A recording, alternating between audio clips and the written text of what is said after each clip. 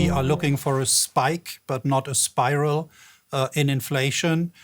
In the next few months, we are likely to see a pretty strong surge in inflation rates and year-over-year inflation. One reason for that is base effects. We had pretty dramatic price declines in affected sectors last March and April when the pandemic hit. And these price declines will roll out of the 12-month window. So these are the base effects. Secondly, we've had quite a run-up in commodity prices, particularly in energy prices, and this will obviously affect headline inflation, has already started to affect headline inflation, and we'll likely see more of this in the next couple of months. Thirdly, there are some supply bottlenecks in important sectors of the economy that will have some impact on prices also downstream.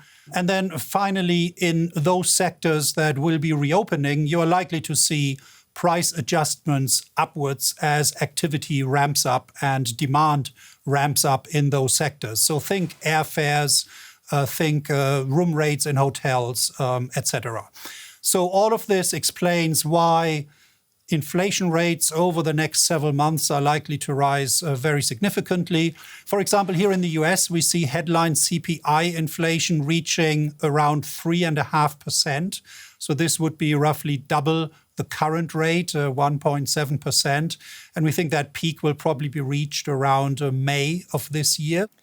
Thank you, Joachim. And, that inflation uncertainty is something that we want to talk about in a little bit more detail. So thank you, Joachim, for sharing PIMCO's view on this. And at this point, I'd like to turn to you, Dr. Bernanke. Is there a risk that we'll end up with unexpectedly high inflation? And sort of in other words, kind of what's the risks that policy is just too easy then? I do think, as Joachim said, that there will be some near-term inflation in 2021 for the reasons he mentioned, including base effects, commodity spending, opening up, et cetera. And I think it will create some anxiety at times in markets. However, my sense is, my best guess is that inflation will remain well within the Fed's goals. Remember, inflation is roughly 1.5%. The Fed would like to see it, at least for a time, as high as 2.5%. So it would like to see higher inflation. It's not resisting that. And I think there are a number of reasons why we would not expect to see inflation reach levels that are really uncomfortable for the Fed. Let me just mention a few. First, I think the amount of slack in the economy is probably greater than conventional estimates like the 3% CBO estimate really suggest. You've got participation rates, that is, the number of people who are actually working or looking for work, which are similar today to what they were immediately at the beginning of the Great Recession, or the beginning of the recovery from the Great Recession. So that's suggests that there's a bigger gap there than maybe some think. Secondly, the monetary and fiscal stimulus we're getting is not expected to continue year after year. The big $1.9 trillion program will be mostly exhausted over the next year.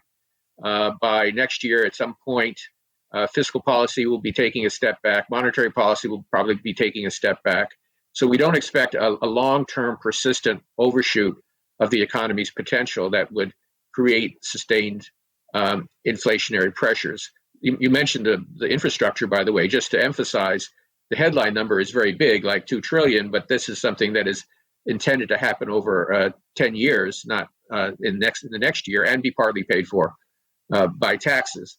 The third point is, I think that while there's a lot of money out there, including not only the fiscal stimulus, but the accumulated savings, a lot of it will be saved. People will be saving it or paying down debts, paying back their rent. States and local governments will be replenishing their rainy day funds.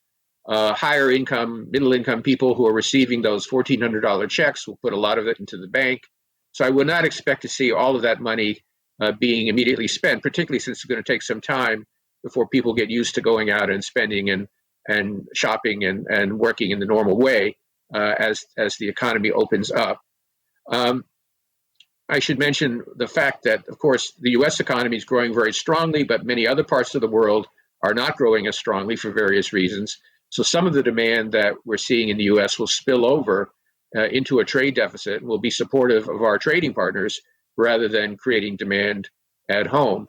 And then finally, and very importantly, is the Fed. I think that inflation expectations are not perfectly anchored. Inflation may adjust some, but overall, the Fed does have a lot of credibility, and it's laid out pretty clearly how it's going to respond to higher inflation. And so overall, I do think that inflation will pick up some.